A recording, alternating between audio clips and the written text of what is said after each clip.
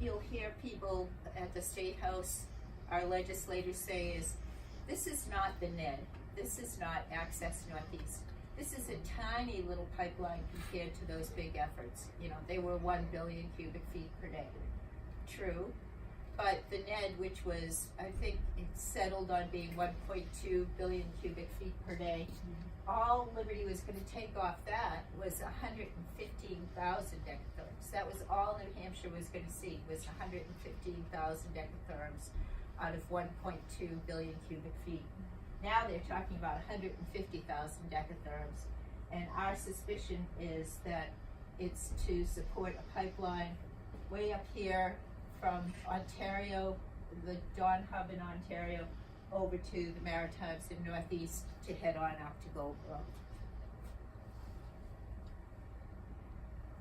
No matter what the utilities tell you, and they will say over and over again, prove it. This isn't about export. You know, it doesn't go anywhere near the coastline. Why do you think this is about export? This is right from the World LNG report. This is what the gas companies, the magazines that the gas companies follow, this is their slide. And this slide was part of an article telling people they better get moving on those pipelines because the market for global LNG export is so competitive that they might lose their opportunity. So this is what exists today, this light blue, against world demand, which is about 80 billion cubic feet, so it's about half. This yellow is what the US already has under construction. This gray is what's under construction in other countries.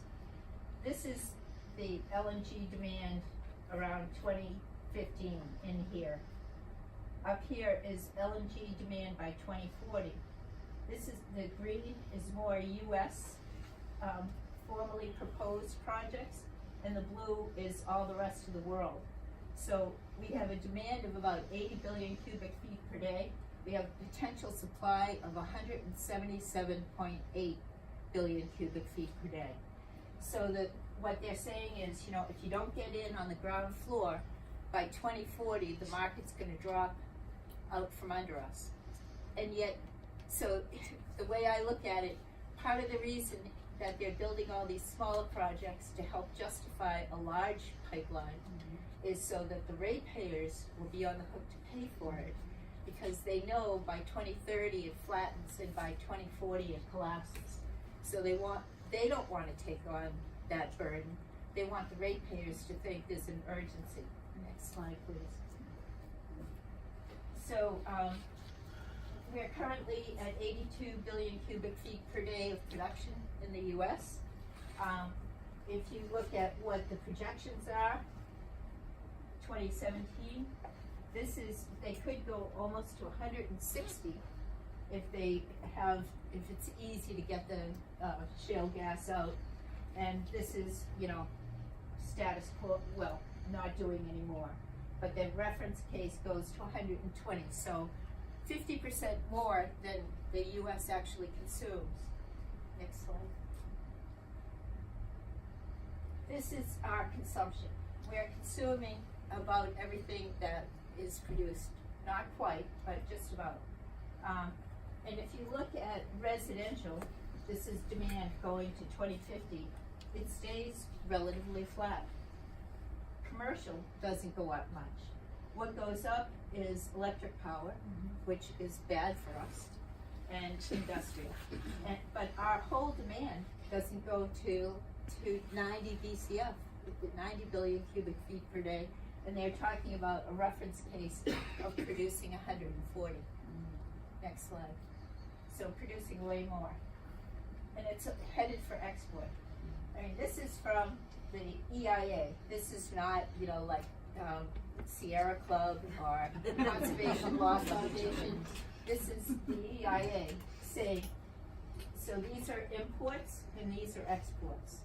And we're about here, our exports right now from between 2017 and 2018 it went up by more than 3 billion cubic feet per day. It's now at 10 billion cubic feet per day that we're exporting. But they hope to go to 28. And how do they do it except to have these export pipelines to these export LNG terminals that are popping up everywhere? And they're building the pipelines like the people we're helping through Mothers Out Front in Virginia. There's the Mountain Valley Pipeline and Atlantic Coast Pipeline combined there in a huge compressor station, again in a residential area, and Virginia gets none of that gas. None of that gas is going to be sold in Virginia. It's all headed for export.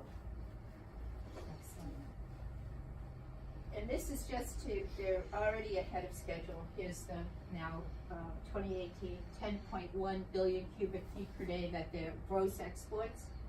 And as you can see, the price is going up, which was predicted from the beginning, and actually from the gas industry's perspective, these low prices are not good for them. I mean, it's really not good for us either, because it's our natural resources that they're selling at fire sale prices. And I think that's it for me, right?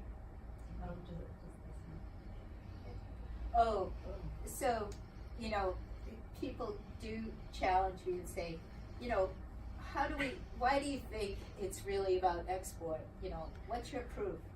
And if all you have to do is look up Paraday Energy. They have a license to export, I think it's 0.8 billion cubic feet per day from Goldboro up the Maritimes and Northeast pipeline that I showed you.